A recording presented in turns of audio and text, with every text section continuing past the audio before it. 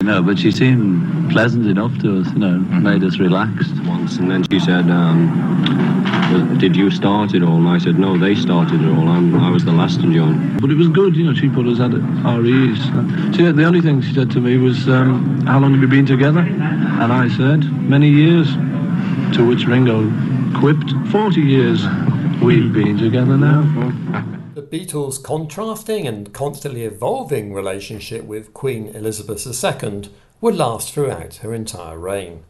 From the age of 10, the Queen held a certain fascination for Paul, who wrote an award-winning essay at school about our lovely Queen. Because the coronation was approaching, there was a competition for all the schools in England.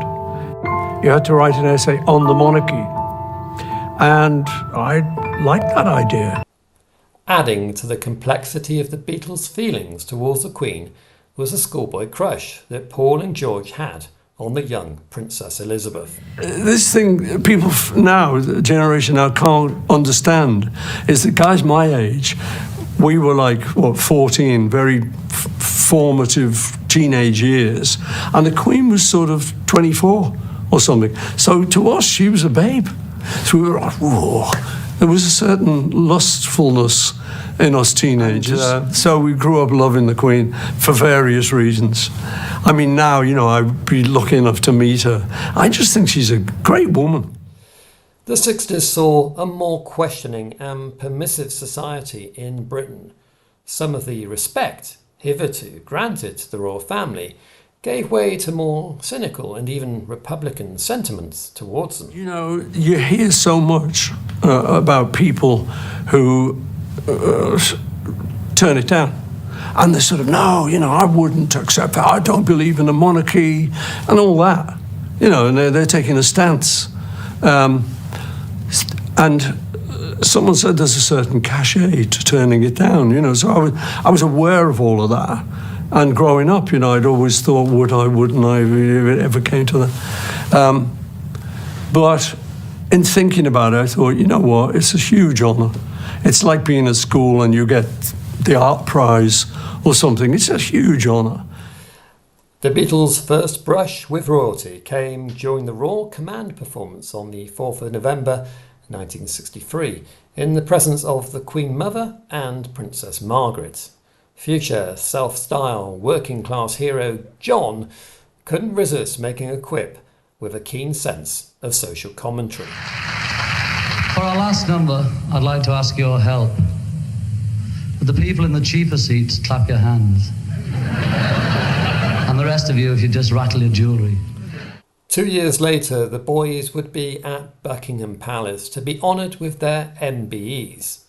This was unique to be bestowed upon mere entertainers at that time. The MBE normally reserved for people in public service. Both Paul and Ringo would later return to the palace to have their MBEs upgraded to knighthoods. John's own relationship with the Queen was especially complex. He took his MBE medal to his Aunt Mimi's home, pinned it on her and said, "Here, you deserve this more than I do." The medal spent the next 4 years atop Aunt Mimi's television set, and so John returned it to the Queen as a protest in 1969. John attempted to explain his innate sense of Britishness contrasted with his resentment for the establishment. And I began to be ashamed of being British, and I'm a patriotic nationalist, if the truth will out, and Yoko can vouch for that. I'm always fighting about what Britain invented, radar, and what all the different things we've done. But every day I just began to worry a bit more about it, and I was going to send the MBE back anyway. I could have done it privately, but the press would have found out anyway. He would have been here a week later instead, less impact. Noticeably, John signed his protest letter to the Queen with love, and he often asked what was going on with the royal family when interviewed by UK journalists during his time in the States in the 1970s. The Queen certainly never harboured any grudges towards John. She never annulled John's MBE, and his medal remained in the vault of the Chancery Department of the Royal Household, and his title remained until his death in 1980. The Queen was also present with Yoko Ono at the opening of John Lennon Airport in Liverpool in 2002. Ringo has always expressed his huge respect for the Queen. Whilst John famously wrote about not believing in kings on God, Ringo surprisingly endorsed a similar view on Elizabeth Reigns from his 2003 Ringo Rama album. God save the Queen, if you know what I mean. We don't really need a king.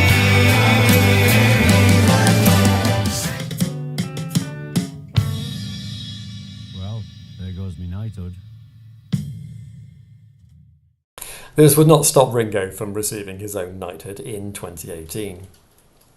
George's relationship with the Queen was complicated by his mixed feelings towards Paul. In 2013, UK government Cabinet Office papers revealed that George had turned down an OBE after Paul was awarded a knighthood in 1997 because of the OBE's lower status. Once more, no ill feeling came from the royal family. In 2001, Buckingham Palace announced that the Queen was very sad to learn of George's passing, a rare statement by the monarch about any celebrity's death. In 2008, she made a point of seeking out the garden created in memory of George during her visit to the Chelsea Flower Show. The respect between the Beatles and the Queen can be viewed as two-way. On the occasion of the Queen's Golden Jubilee in 2002, All You Need Is Love was chosen as the official anthem. And Paul couldn't resist serenading Her Majesty at Buckingham Palace with the final track off Abbey Road.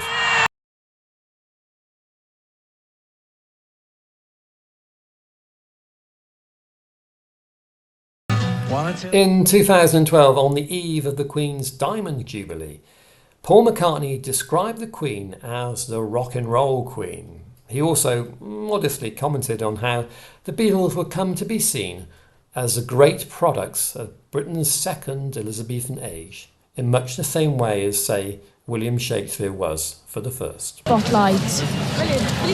Proud to be British, wonderful day, and it's a long way from a little terrace in Liverpool. Have you spoken to the other Beatles about this? Yep. They make fun of me. They call me Your Holiness, but they're having a good time.